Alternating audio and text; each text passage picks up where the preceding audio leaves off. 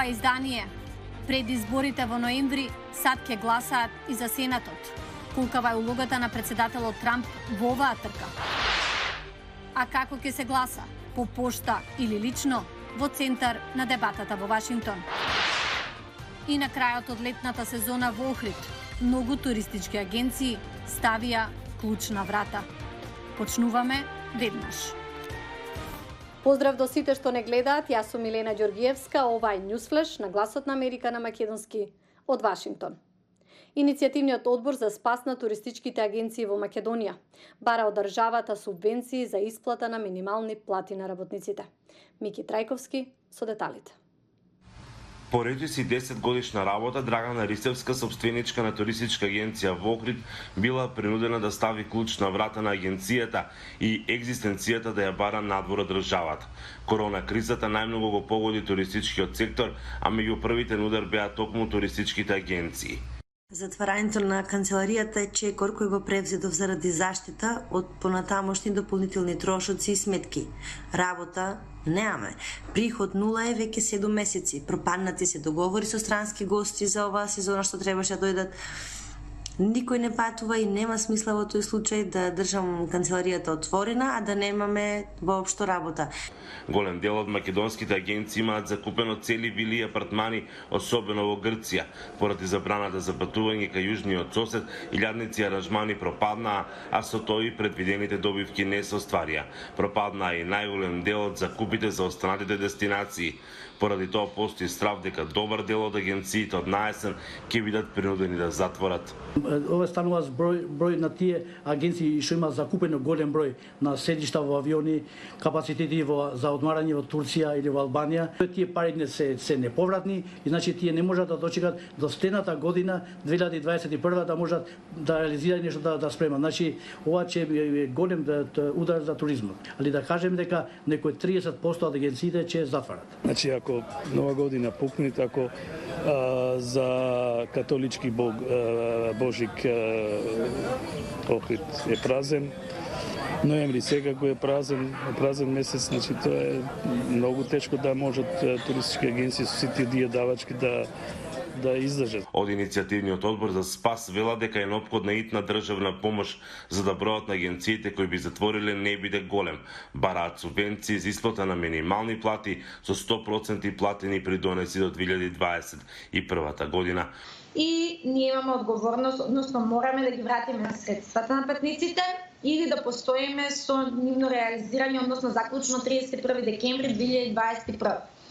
Меѓутоа, некои агенции, бидејќи треба да се плаќаат трошоци, плати, кири и слично, не можат да обстанат во овој период и затоа ги префрлаат воучерите на други агенции кои што ќе продолжат да работат или дури ги враќаат средствата на странките и се со цел нели да се затвори. Единствено кој може да преживеат во овој период се оние кои имале реализирано закупи за Турција, иако и тој број е мал, вели Алексова. Во Македонија има околу 300 туристички агенции со околу 5000 туристички работници.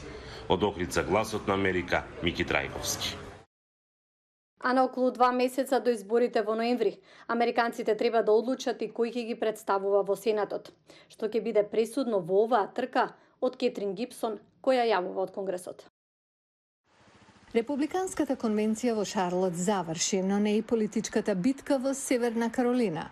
We're being tested as a country, but I've always run to the fight. Сенаторот од оваа сојузна држава, Кал Канингам, е еден од многуте демократи низ САД кои се борат да поразат републикански сенатори, како што е неговиот противник Том Тилис. I grew up with strong parents and humble people and humble places. Со комбинација од рурални, урбани и полуурбани соседства, Северна Каролина е идеален индикатор за политичкото расположение во нацијата. North Carolina is very much a microcosm. Северна Каролина е микрокосмос за нацијата во целина, затоа што оваа сојузна држава е жестоко поделена.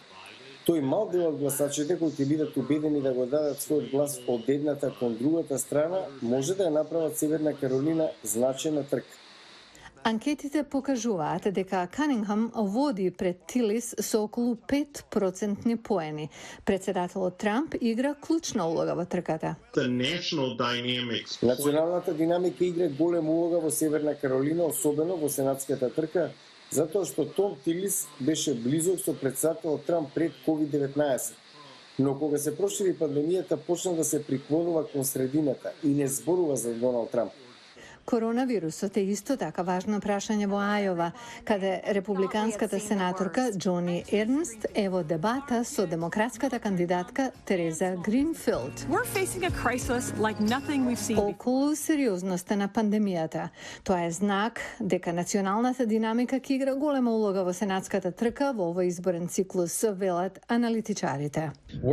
Чекаме да видиме дали кандидатите ќе го бранат председателот и начинот на кој се справува со пандемијата или ќе се обидат да се дистанцират од него. А тоа ќе зависи од фактот колку е погодена одредена сојузна држава. Во Мејн, Сузан Колинс има искуство со националното внимание. По незиното гласање за потврда на Брет Кавана за судија во Врховниот суд и ослободувањето на Трамп во процесот за импичмент на почетокот од годината. Таа сега е зад против кандидатката Сара Гидеон, која собра милиони долари во кампањата критикувајќи го незиното гласање. Во Алабама, поддршката од председателот Трамп на републиканецот Томи Тубервил му даде голема предност и двоцифрено водство врз демократот Даг Джонс, кој најверојатно ќе го загуби местото. Се ќе се сведе на излезност, особено во областите каде Трамп изненадувачки победи во 2016, но и капацитетот новите сенатори кои што ќе искористат државната динамика независно од националните избори каде ќе доминира личноста на Трамп. Демократите се надеваат да освојат места во Колорадо и во Аризона. Ке им требаат 3 ново освоени места доколку победи Бајден и 4 места доколку победи Трамп. На кој начин ќе се гласа пак е прашање за кое републиканците и демократите се уште не може да се согласат. Засега само 5 сојузни држави целосно гласаат по пошта. Како тоа е организирано во приложение.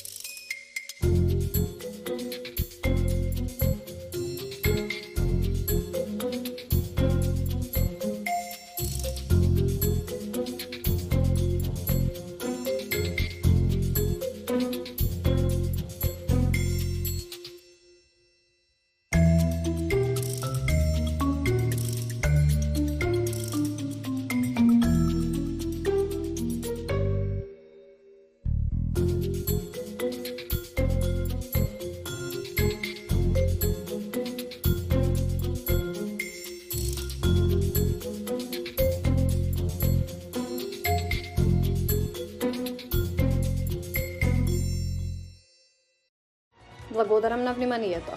Пријатно.